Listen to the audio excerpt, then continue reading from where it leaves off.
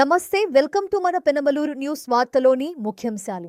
గత ప్రభుత్వం చేసిన విధ్వంసంపై 7 శ్వేతపత్రాలు విడుదల చేశామన్న సీఎం చంద్రబాబు. రైతులందరూ ధైర్యంగా ఉండండి, మీకోసం ప్రభుత్వం పనిచేస్తుందన్న ఉప ముఖ్యమంత్రి పవన్ కళ్యాణ్. కూటమి ఎమ్మెల్యేల కుటుంబాలతో లోకేష్ విందు సమావేశం. రాష్ట్ర పునర్నిర్మాణం కోసం తెదేపా, జనసేన, భాజపా కలిశాయని, ప్రభుత్వ వ్యతిరేక ఓటు చీలకూడదని పొత్తు పెట్టుకున్నామని చెప్పారు. దేశ చరిత్రలో ఎన్నడూ లేని విధంగా 94% స్టైఫండ్ ప్రజలు తమ కూటమిని గెలిపించారని తెలిపారు. గవర్నర్ ప్రసంగానికి ధన్యవాదాలు తెలిపే తీర్మానంపై చర్చ సందర్భంగా శాసనసభలో చంద్రబాబు మాట్లాడారు. వైకాపా పాలనపై విమర్శలు చేశారు. 20 నెలల్లో ఓసారి నాకే అనిపిస్తుంది, మనమే ఈ చేయగలిగామనిపించే విధంగా అందరూ సహకరించారు. ఈ సహకారానికి మనస్ఫూర్తిగా మరొక్కసారి మీ అందరికీ కూడా అభినందనలు. ఈరోజు దేశ రాష్ట్ర చరిత్రలో కూడా మీరు ఒకసారి చూస్తే,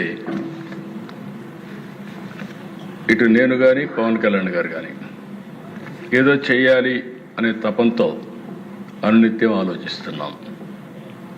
విభజన జరిగింది 2014. రాజకీయ కారణాలు ఏవైనా కావచ్చు, కానీ విభజన జరిగింది. దానివల్ల ఆంధ్రప్రదేశ్ నష్టానికి కొంత నష్టం జరిగింది.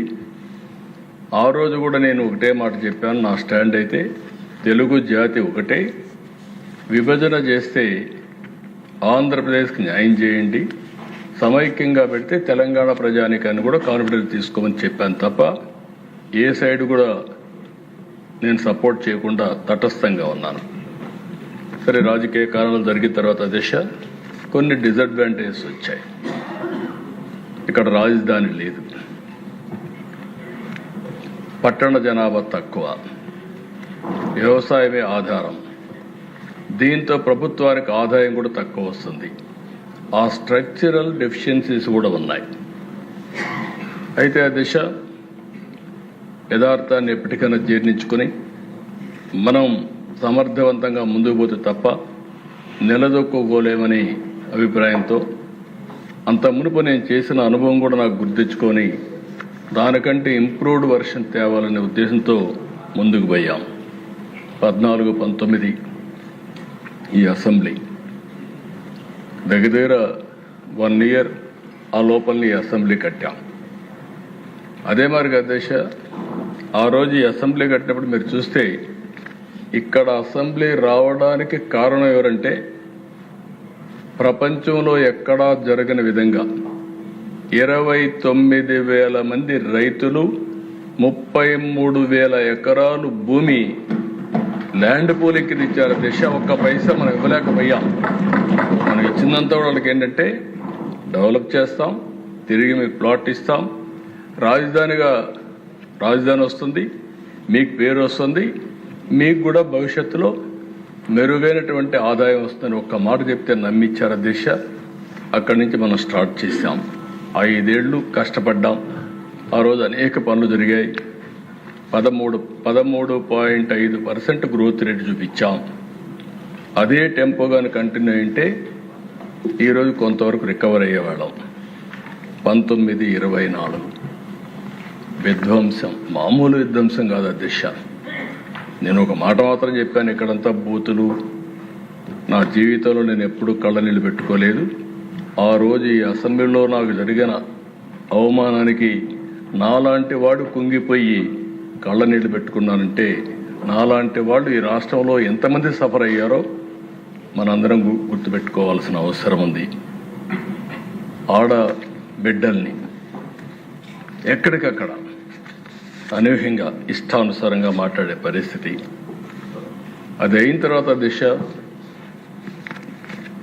మీ అందరికీ ఐడియా ఉంది, కడాను నాకు నోటీస్ ఇవ్వకుండా నన్నే అరెస్ట్ చేయడం. పవన్ కళ్యాణ్ గారు విశాఖపట్నం వెళ్తే ఆయన దిగనీయకుండా తిరిగి హోటల్లో ఉంటే బలవంతంగా పంపించడం. అలాంటి నాయకులు ఇప్పుడు నీతిని మాట్లాడే పరిస్థితికి వచ్చారు. నేను ఒకటే చెప్పాను అధ్యక్ష, నేను ఏ పని చేసినా, మా ఉప ముఖ్యమంత్రి కానీ కుండే వాళ్ళందరూ కానీ ఏ పని చేసినా ప్రజలను దృష్టిలో పెట్టుకొని చేస్తాను తప్ప నాయకుల్ని పార్టీల్ని దృష్టిలో పెట్టుకొని కాదని మరొక్కసారి మీ ద్వారా ప్రజలందరికీ విజ్ఞప్తి చేస్తున్నారు అధ్యక్ష. ఈ ప్రభుత్వం ఎవరిని వివక్ష చూపేయకుండా అందరికీ సంక్షేమ కార్యక్రమాలు చేశామని చెప్పి కూడా నేను మీకు తెలియజేస్తున్నా. అయితే అధ్యక్ష, ఎన్నికల ముందు ఒక మాట చెప్పాం, సంక్షేమ కార్యక్రమాలు చేస్తాం, అదే సమయంలో అభివృద్ధి కూడా చేస్తాం.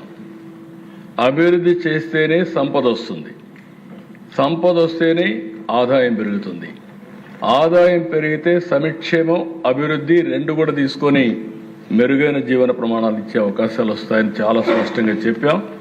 దాని ప్రకారం సంక్షేమంలో మీరు చూస్తే అధ్యక్ష, ఇవే కాకుండా ఎస్సీ, ఎస్టీ, బీసీ, మైనారిటీ ఈ వర్గాలను కూడా ఆదుకోవడానికి అన్ని కార్యక్రమాలు రూపొందిస్తున్నాం.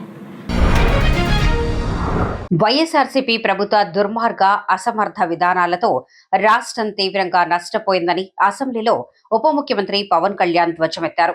అందుకే ఆ ప్రభుత్వాన్ని ప్రజలు సాగనంపారని ఆయన అన్నారు. అసెంబ్లీలో గవర్నర్ ప్రసంగానికి ధన్యవాదాలు తెలిపే చర్చలో పవన్ కళ్యాణ్ మాట్లాడారు. గవర్నర్ అబ్దుల్ నజీర్ చేసిన ప్రసంగం ఆంధ్రప్రదేశ్లో జరుగుతున్న అభివృద్ధికి అద్దం పట్టిందన్నారు. వైఎస్ఆర్సీపీ హయాంలో అన్నం పెట్టే రైతులకు ధాన్యం డబ్బులు చెల్లించకుండా ఇబ్బంది పెట్టిన విషయం గుర్తు చేశారు. ఈ ప్రభుత్వం 24 గంటల్లోనే ధాన్యం డబ్బులు రైతుల ఖాతాల్లో జమ చేసినట్లు చెప్పారు. ఇంకో 3 నెలల్లో 2 సంవత్సరాల పాలనని పూర్తి చేసుకోబోతున్న ఎన్డీఏ ప్రభుత్వం చాలా కాల పరీక్షలను తట్టుకొని ఒక అరాచక పాలన ఎదుర్కొని ఎన్నికల సమరంలో విజేతగా నిలబడింది. మనల్ని గెలిపించి ఈ నేలకి సేవ చేసిన భాగ్యం కలిగించినందుకు 5 కోట్ల రాష్ట్ర ప్రజలకు కృతజ్ఞత చేతులెత్తి నమస్కరిస్తున్నాను.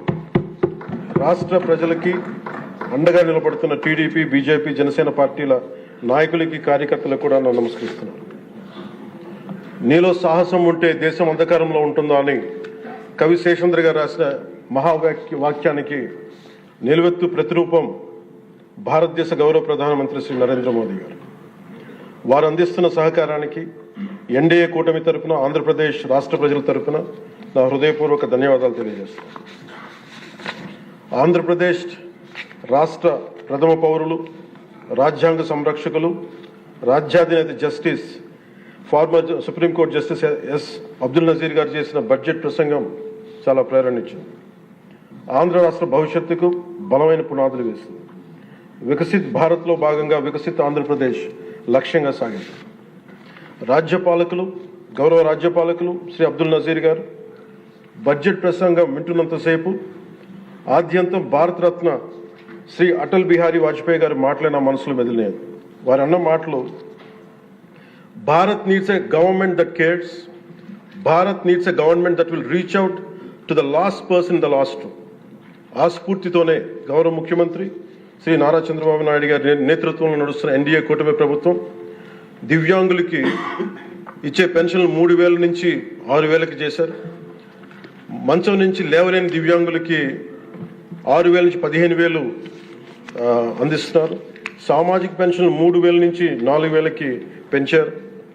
రాష్ట్ర వ్యాప్తంగా 63.25 లక్షల మందికి ఈ పెన్షన్ల ద్వారా 2,738 కోట్ల రూపాయలు అందజేస్తున్నారు. ప్రతి విద్యార్థికి 15,000 రూపాయల చొప్పున 67 లక్షల విద్యార్థులకు సంబంధించి 42 లక్షల తల్లుల ఖాతాల్లోకి నేరుగా 10,000 కోట్లు జమ చేశారు.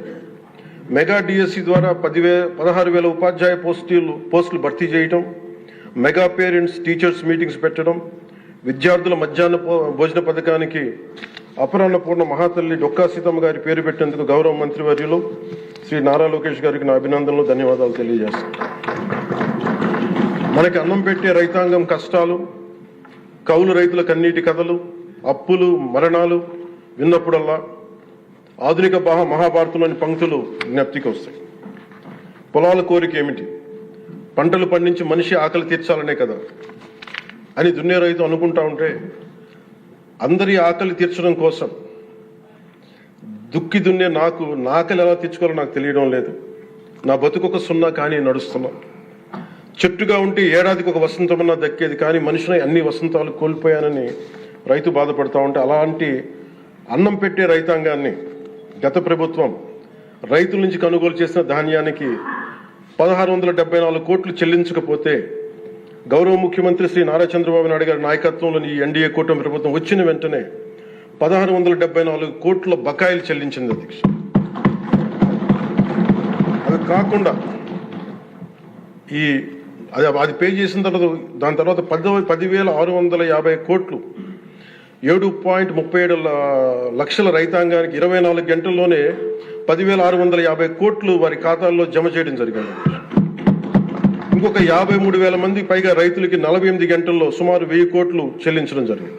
ఒక దేశాభివృద్ధికి ఆయువు పట్టు రహదారు లేని చోట అభివృద్ధి శూన్యం. అభివృద్ధికి మూలమైనది రహదారులతో పాటు విద్యుత్తు, తాగునీరు, విద్య, వైద్యం, డ్రైన్స్ అండ్ శానిటేషన్.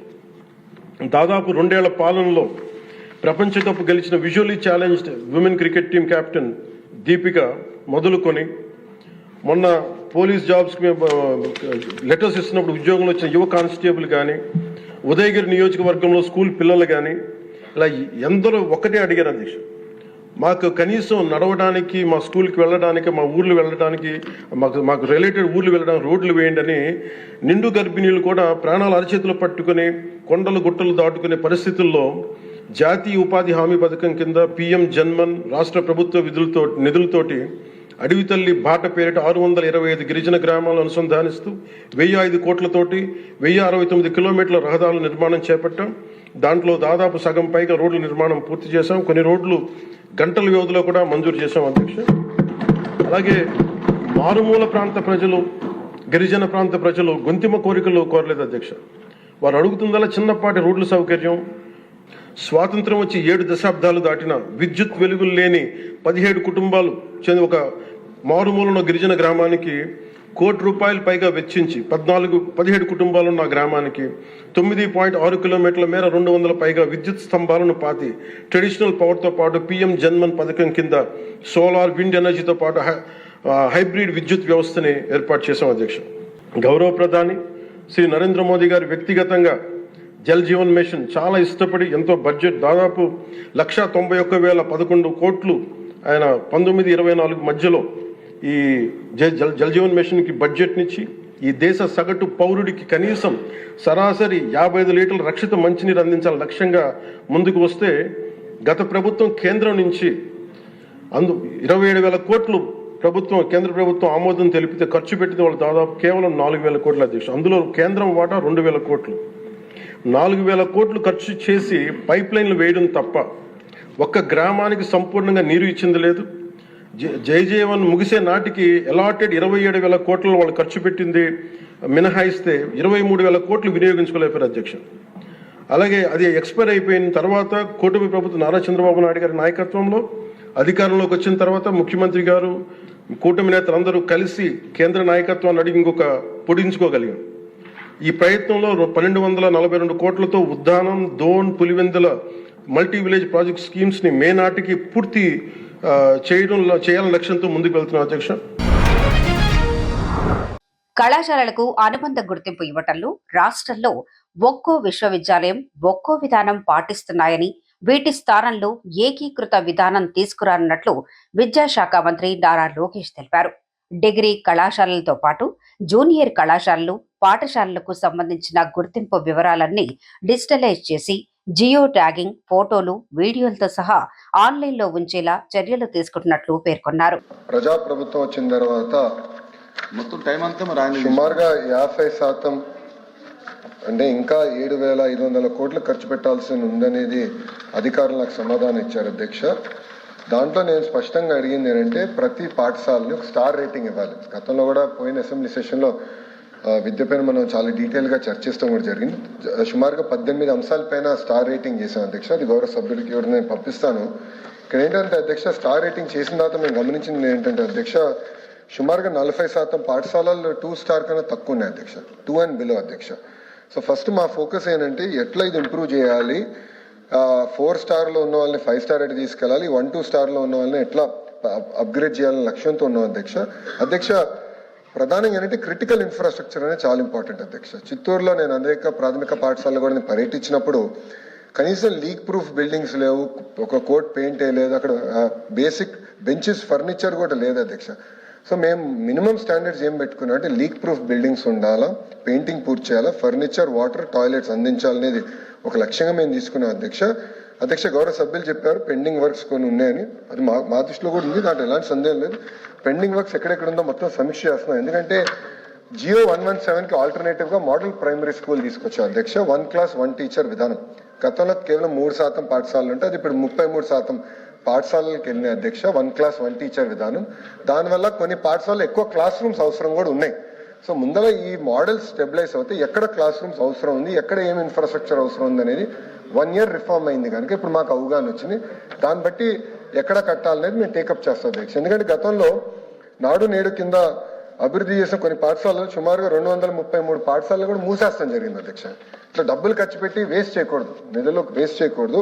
చాలా సీరియస్గా తీసుకుని ఎక్కడైతే అవసరం ఉందో అక్కడ చేయాలనేది మా లక్ష్యంగా మేము పెట్టుకుంటాం కూడా జరిగింది అధ్యక్ష.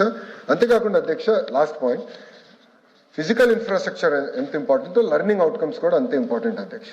సో గ్యారంటీడ్ FLN, NAS సర్వేలో లెర్నింగ్స్ ఎంతవరకు వస్తున్నాయి, ఇది చాలా డీటెయిల్గా మేము చదువుతున్నాం. స్టూడెంట్ అటెండెన్స్, టీచర్ అటెండెన్స్, ఇదంతా చాలా సిస్టమేటిక్గా మానిటర్ చేస్తున్నాం. ఎందుకంటే లెర్నింగ్ అవుట్కమ్స్లో 2019 నుంచి 24 వరకు కొంచెం మనం దారి తప్పాం. అట్లా కాకుండా మనం సరైన దారిలో పెట్టాలి. లెర్నింగ్ అవుట్కమ్స్ పైన ఈక్వలీ ఫోకస్ ప్రభుత్వం పెడుతుంది. మీరు ఇచ్చిన వివరాలు, మీరు కొన్ని పాఠశాలకు వెళ్ళారు, వివరాలు ఉన్నాయి, దయచేసి ఆ వివరాలు కూడా ఇవ్వండి. Definitely will take it up అధ్యక్ష.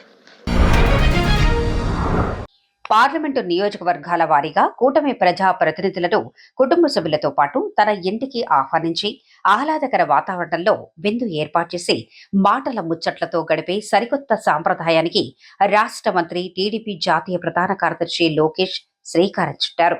ఉండవల్లి నివాసంలో గురువారం రాత్రి మచిలీపట్నం పార్లమెంటు నియోజకవర్గ కూటమి ప్రజాప్రతినిధులను లోకేష్ తన ఇంటికి విందుకు ఆహ్వానించారు. అందరూ ఒకే చోట కూర్చొని భోజనం చేశారు. వీరిలో మంత్రి కొల్లు రవీంద్ర, మచిలీపట్నం టీడీపీ ఎమ్మెల్యేలు బోడే ప్రసాద్, పెనమలూరు, యార్లగడ్డ వెంకట్రావు, గన్నవరం, కాగితం కృష్ణప్రసాద్, పెడన, వరాల కుమార్ రాజా, పామర్రు, మండల బద్దప్రసాద్, జనసేన, అవినిగడ్డ కుటుంబ సభ్యులు ఉన్నారు. కుటుంబ సభ్యులను లోకేష్ పేరు పేరున పలకరించి ఏం చేస్తున్నారు, భవిష్యత్తు ప్రణాళికల గురించి తెలుసుకున్నారు. పెనమలూరు నియోజకవర్గం తాడిగడప మున్సిపాలిటీ యనమలకుదురు రామలింగేశ్వర స్వామి ఆలయాన్ని కృష్ణా జిల్లా ఎస్పీ విద్యాసాగర్ నాయుడు రాబోయే శివరాత్రి పర్వదినాన్ని పురస్కరించుకుని జరుగుతున్న ఏర్పాట్లను పరిశీలించారు. శివాలయాన్ని దర్శించి ప్రత్యేక పూజలు నిర్వహించారు. ఈ సందర్భంగా ఎస్పీ విద్యాసాగర్ నాయుడు మాట్లాడుతూ భక్తులకు ఎటువంటి అసౌకర్యం కలగకుండా అన్ని ఏర్పాట్లు పూర్తి చేశామన్నారు. పోలీస్ శాఖ తరఫున పటిష్ట బందోబస్తు ఏర్పాటు చేశామని తెలిపారు. చాలా రెస్పాన్సిబిలిటీతో, చాలా నిబద్ధతతో గౌరవ ముఖ్యమంత్రి గారు తప్పకుండా ఈ ఏదైతే గత ప్రభుత్వం చేసిన నిర్వాహకం మూలంగా ఈ రాష్ట్రం అతలాకుతలం అవుతా ఉందో, ఈ రెవెన్యూ సమస్యలతో దాన్ని పరిష్కరించాలి, అన్నింటినీ కూడా మార్చి చూపించాలని లక్ష్యంతో పనిచేస్తూ ఉంటే అధ్యక్ష, ఈ స్వాగతం ఎలా పలికారంటే రికార్డ్ ట్యాంపరింగ్ అవ్వచ్చు, ఫైల్స్ దగ్ధం అవ్వచ్చు, ఇవన్నీ చేసి చాలా మంది, అంటే దాంట్లో అధికారులు ఉండొచ్చు, గత రాజకీయ పరిపాలకులు ఉండొచ్చు, అందరూ ఉండొచ్చు అధ్యక్ష, అలా స్వాగతం పలికినటువంటి పరిస్థితి అధ్యక్ష. ముఖ్యంగా అధ్యక్ష, ఈ రోజు దాకా మనకి రాష్ట్రంలో PGRS ద్వారా ఏదైతే గవర్నమెంట్ గ్రీవెన్స్ తీసుకుంటా ఉంటుందో అధ్యక్ష, 14,42,210 ఫిర్యాదు వచ్చాయి అధ్యక్ష. దాంట్లో 8,89,715 కేవలం రెవెన్యూ శాతం, అంటే 61% రెవెన్యూకి సంబంధించినటువంటి ఉన్నాయి అధ్యక్ష. అయితే గౌరవ సభ్యులు బుచ్చ చౌదరి గారు, నరేంద్ర కుమార్ గారు, నారాయణ రెడ్డి గారు, మన ఏలూరు సాంబశివరావు, రుద్ర నరసింహ చెప్పారు అధ్యక్ష. చాలా మటుకి అన్ని నియోజకవర్గాల్లో ఉన్న సమస్యలు అధ్యక్ష, దాంట్లో చాలా మటుకు సత్వరంగా మేము పరిష్కరించాము అధ్యక్ష. ఎందుకంటే గౌరవ సభ్యులు చెప్పినట్టుగా రికార్డ్ ట్యాంపరింగ్ అయితే ఎవరైతే చేశారో మాకు తెలిసిన వెంటనే వారి మీద యాక్షన్ తీసుకోవడం కూడా జరుగుతూ ఉంది అధ్యక్ష. అవన్నీ కూడా వ్యక్తిగతంగా ఏమైనా పర్సనల్గా ఉంటే మా దృష్టికి తీసుకొస్తే తప్పకుండా మేము సాల్వ్ చేస్తాం అధ్యక్ష. మరి ముఖ్యంగా ఏదైతే నరేంద్ర కుమార్ గారు చెప్పారో అధ్యక్ష, ఫ్రీ హోల్డ్ గురించి అధ్యక్ష మేము ప్రత్యేక శ్రద్ధ పెట్టాం అధ్యక్ష. దానికి ఒక జియోఎం వేసాం అధ్యక్ష. ఈ ఫ్రీ హోల్డ్ అవ్వచ్చు, ఇనాం అవ్వచ్చు, దాని మీద ఫైనాన్స్ మంత్రి గారితో పాటు, అలాగే MIUD మంత్రి గారు నారాయణ గారితో పాటు, ఎండోమెంట్స్ మినిస్టర్ గారు, లా మినిస్టర్ గారు, ఇండస్ట్రీస్ మినిస్టర్ గారితో పాటు జియోఎం వేసాం అధ్యక్ష. ఫ్రీ హోల్డ్లో కూడా అంటే అకార్డింగ్స్ టు లా ఎలా జరిగినాయి, నాన్ అకార్డెన్స్ విత్ లా ఎలా జరిగింది అనేది లక్ష్యంతో కూడా అంటే డిఫరెన్షియేట్ చేసి అవన్నీ కూడా సత్వరంగా మేము పరిష్కరించే దిశగా మేము వెళ్తా ఉన్నాం అధ్యక్ష. అలాంటివి ఏమైనా ఉంటే కూడా వారు కూడా చెప్తే ఎక్కడన్నా అన్యాక్రాంతంగా పేదవాడికి తప్పు జరిగితే వాళ్ళకి న్యాయం చేద్దాం లక్ష్యంతోనే గౌరవ ముఖ్యమంత్రి ఎప్పటికప్పుడు ప్రతి నెల కూడా దీని మీద మాకు మీటింగ్ పెడతా ఉన్నారు అధ్యక్ష. అలాగే తమరు చెప్పినట్టుగా మేము గతంలో కూడా అధ్యక్ష వర్క్షాప్స్ పెట్టాము అధ్యక్ష. గత సంవత్సరం కూడా మేము పెట్టాము అధ్యక్ష. ఇదే రెవెన్యూ సదస్సు కాకుండా రీసర్వ్ మీద సమస్యలు కూడా గ్రామ సభలు పెట్టాము అధ్యక్ష. దాంట్లో కూడా 2,74,000 మీకు ఫిర్యాదులు వచ్చాయి అధ్యక్ష. అలాగే ముఖ్యంగా సోదరులు జాయింట్ ఎల్పిఎం గురించి చెప్పారు అధ్యక్ష. దానికి కూడా మేము ఆ రోజు నుంచి సమయం ఇచ్చే అధ్యక్ష. ఈ రోజు కూడా మేము అది పోస్ట్పోన్ చేసుకుంటూ ఉచితంగా జాయింట్ ఎల్పిఎం చేసుకునే విధానం కూడా ఇచ్చాం అధ్యక్ష. గ్రామ సభలు పెడతా ఉన్నాం అధ్యక్ష. ప్రతి ఒక్క అంటే రీసర్వేలో వాళ్ళు తెలిసే విధంగా టైం లైన్ పెంచాం అధ్యక్ష. గ్రౌండ్ ట్రూతింగ్ టైం ఇచ్చాం అధ్యక్ష. ఎందుకంటే ముఖ్యంగా మనకు వచ్చేది మనకి బౌండరీ డిమార్కేషన్ అయితే ఎఫ్లైన్ పిటిషన్స్ ఉంటాయో అవి రీసర్వేను అసైన్మెంట్ ఆఫ్ హౌస్ సైట్స్ మీద ఇలాంటి మీద ఎక్కువ సమస్యలు ఉంటాయి కాబట్టి దానికి ప్రత్యేకమైనటువంటి శ్రద్ధ పెట్టి అధికారులకు కూడా మేము అంటే కొన్ని అధికారాలు అటు ఇటు మార్చి కూడా అంటే ఎవరైతే జేసీల దగ్గర ఉన్నాయో కింద స్థాయి ఆర్డీఓలు ఎంఆర్ఓలు పరిష్కరించే విధంగా కూడా మేము చేస్తా ఉన్నాం అధ్యక్ష. మరి ముఖ్యంగా ఏదైతే నరేంద్ర కుమార్ గారు హౌసింగ్ సైట్స్ గురించి చెప్పారు అధ్యక్ష.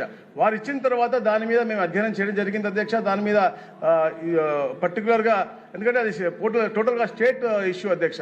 ఎందుకంటే సర్వే చేస్తే అధ్యక్ష ఎవరికైతే అసైన్ చేశారో దాంట్లో 20% కూడా వాళ్ళు లేరు కాబట్టి వాళ్ళ వారసులు కూడా లేరు కాబట్టి ఈ రోజు అది చేసే మెథడాలజీ కూడా అంటే క్యాబినెట్ తీసుకొచ్చి చేయాలి కాబట్టి దాని మెథడాలజీ కూడా మా అధికారులు దాని మీద అధ్యయనం చేస్తాను అధ్యక్ష. అది కూడా త్వరగా పరిష్కరిస్తాం అధ్యక్ష. ఇట్లాంటి సమస్యలు ఎన్నున్నా కూడా ఇప్పుడు కొండబాబు గారు అడిగినట్టుగా మేము రీజనల్ కాన్ఫరెన్స్ గతంలో కూడా పెట్టాం. మళ్ళీ కూడా 21 ఫిబ్రవరి నుంచి కూడా వర్క్షాప్స్ పెడతా ఉన్నాం అధ్యక్ష. కలెక్టర్స్, జేసీసీ, ఆర్డీఓస్తో తప్పకుండా ఇవన్నీ కూడా దాంట్లో కూడా వర్క్షాప్స్లో కూడా మనకి ఈ రెవెన్యూ సమస్యలన్నీ కూడా షెడ్యూల్ అయినాయి అధ్యక్ష. తప్పకుండా మీరు చెప్పిన అన్ని కూడా ఒకటి తర్వాత ఒకటి తీసుకుని ఎందుకంటే అధ్యక్ష అలాగే స్పీకింగ్ ఆర్డర్ కూడా ఇస్తా ఉన్నాం అధ్యక్ష. ఇప్పుడు గౌరవ సభ్యులు 7 సంవత్సరాలుగా చెప్పారు 800 దాంట్లో అంటే ఎందుకు అవ్వట్లేదు సమ్మర్ సబ్జుడీస్ వారే చెప్పారు కోర్టులో ఉన్నాయని చెప్పేసి. సో కోర్టులో ఉన్నాయని కానీ అన్నదమ్ముల తగాదాలు కానీ ఇవన్నీ గ్రామ పెద్దలుగా ఊరి పెద్దలుగా లేదా ఎమ్మెల్యేగా తమరు కూడా ముందుకు వచ్చి సమస్యలు పరిష్కరిస్తే ఇంకా బాగుంటుంది. తప్పకుండా ఏదే లీగల్గా మళ్ళీ ఏం చెప్పాలంటే కొన్ని అంటే వచ్చిన 6 లక్షల 61% మాక్సిమం ఉన్నాయి కుటుంబ సమస్యలు సబ్జుడీస్ కూడా వస్తా ఉన్నాయి.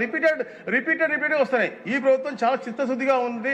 ఒక బాధ్యతతో రెస్పాన్సిబిలిటీ చేస్తానికి తప్పకుండా మేము చేస్తామని చెప్తా ఉన్నాం. ఎస్ ఈ టైం లైన్ కూడా ఇచ్చారు. జనవరి 27 దాకా గౌరవ ముఖ్యమంత్రి గారు టైం లైన్ ఇచ్చారు. మేము అన్ని కూడా పగడ్బందీగా మేము చేసి తీరుతామని చెప్పేసి తెలియజేస్తాం. గౌరవ సభ్యులు చెప్పిన విషయాన్ని కూడా తీసుకుంటాం. మంత్రి గారు సార్ ఇది జెన్యూన్గా అయితే ఎక్కడ కూడా చాలా ఇబ్బందులు ఉన్నాయి సార్. అన్ని కాన్స్టిట్యున్సీలు ఉన్నాయి. మరి రెవెన్యూ డిపార్ట్మెంట్ అంటే కలెక్టర్ సార్ నుంచి కూడా సరే రిప్లైస్ రావట్లేదు, పని జరగట్లేదు. ఈ మధ్యన జీవో ఇచ్చారు, మంచి జీవో ఇచ్చారు, కానీ దాన్ని ఇంప్లిమెంట్ చేయట్లేదు. ఒకసారి మీరు కాన్ఫరెన్స్ పెట్టి చంద్రబాబు గారు మీరు కూర్చొని దాన్ని పరిష్కారం చేస్తే బాగుంటుంది. మా సూచన చేస్తే మంచిది. Okay sir. నెక్స్ట్ క్వశ్చన్ అండి, ఒకటే లాస్ట్ క్వశ్చన్ ఇంకా 1440 అండి. ఆరోగ్య శాఖ మంత్రి గారు. ధన్యవాదాలు అధ్యక్ష.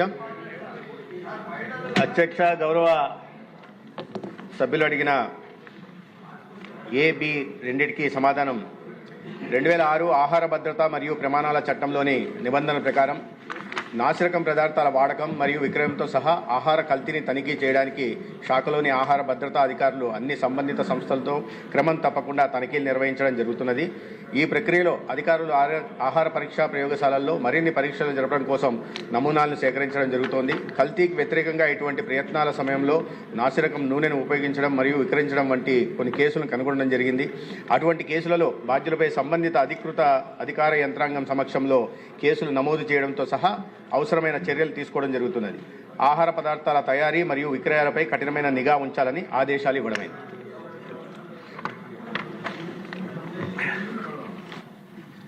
ఇప్పుడు పార్థసారి గారు సార్ ప్లీజ్ మీరు 2 minutes తీసుకోండి సార్. 2 నిమిషాలు అధ్యక్ష. అందరినీ కంట్రోల్ చేస్తున్నాక మేము కంట్రోల్ చేయలేదు. ధన్యవాదాలు అధ్యక్ష. మీ అందరికీ అవసరమైన రాష్ట్ర ప్రజలకు ముఖ్యమైనటువంటి సమాచారం కూడా ఇస్తాను అధ్యక్ష. వార్తలు ముగించే ముందు ముఖ్యాంశాలు మరోసారి. గత ప్రభుత్వం చేసిన విధ్వంసంపై 7 శ్వేతపత్రాలు విడుదల చేశామన్న సీఎం చంద్రబాబు. రైతులందరూ ధైర్యంగా ఉండండి, మీకోసం ప్రభుత్వం పనిచేస్తుందన్న ఉప ముఖ్యమంత్రి పవన్ కళ్యాణ్. కూటమి ఎమ్మెల్యేల కుటుంబాలతో లోకేష్ విందు సమావేశం. వార్తలు ఇంతటితో సమాప్తం. తిరిగి మరల తర్వాత ముఖ్యాంశాల్లో కలుద్దాం. అంతవరకు చూస్తూనే ఉండండి మన పెనుమలూరు న్యూస్.